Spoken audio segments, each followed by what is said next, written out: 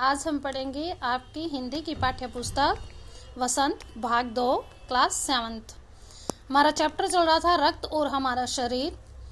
Writer हैं इसके यतीश अग्रवाल। यतीश अग्रवाल जी बताते हैं कि रक्त और हमारा शरीर, हमारे शरीर में जो ब्लड होता है उसके क्या क्या फ़ायदे होते हैं, और हमारे शरीर में अगर रक्त की कमी हो जाए तो हमें कौन से रोग हो जाते हैं, और ज़्यादा चोट लग जाती है तो रक्त बहने लगता है, उसकी जमाव की क्रिया के लिए हमें क्या करना चाहिए।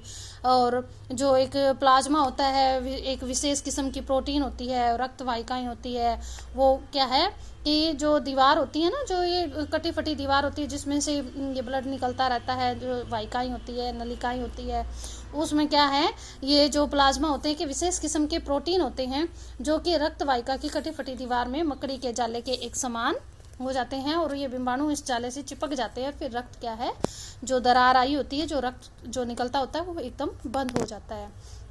हम यहाँ लास्ट पैरे पे आ गए थे। पेज नंबर आपका ये है 38, लास्ट पैरा है नीचे से।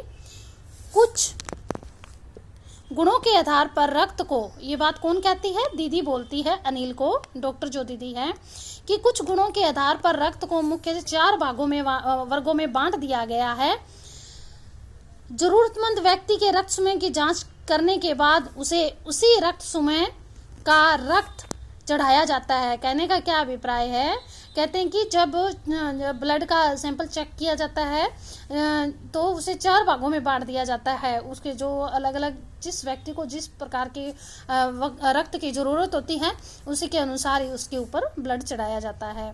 लेकिन ज़रूरत के समय यदि उस रक्त समूह का कोई व्यक्ति मिले ही नहीं तो अनिल ने पूछा भी, अगर ज़रूरत पड़ जाए, कहीं बाई चांस इमरजेंसी में ज़रूरत पड़ जाए और उस सेम ग्रुप का व्यक्ति ना मिले तो फिर हमें क्या करना चाहिए, अनिल ने ये पूछा। तो डॉक्टर दीदी ने कहा, ऐसी स्थिति में, ऐसी आपात स्थिति में क्या बनाए गए हैं, ब्लड बैंक बनाए गए हैं। ब्लड बैंक जहां हर प्रकार के ग्रुप का ब्लड मिलता है।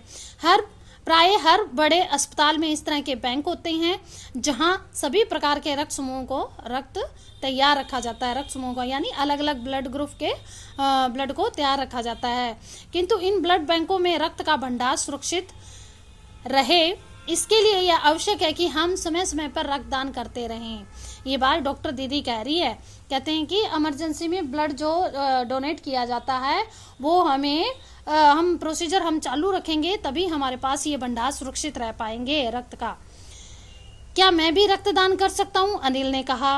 अनिल ने पूछा, नहीं, अभी तुम छोटे हो, डॉक्टर दीदी ने कहा।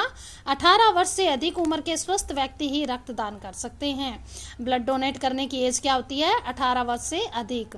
वही एक स्वस्थ व्यक्ति हो, स्वस्थ यानी पूरा एकदम किसी प्रकार का कोई रोग ना हो उस व्यक्ति का, ना ही उसमें ब्लड की मात्रा कम हो। एक समय में उनमें लगभग 300 मिलीलीटर रक्त ही लिया जाता है। एक व्यक्ति से अगर ब्लड डोनेशन करता है तो वो 300 मिलीलीटर ही ब्लड डोनेट करता है। प्राय यह समझा जाता है कि रक्तदान करने से कमजोरी हो जाएगी, किंतु यह विचार बिल्कुल ही निराधार है। निराधार यानी इसका कोई आधार नहीं है, ये गलत है।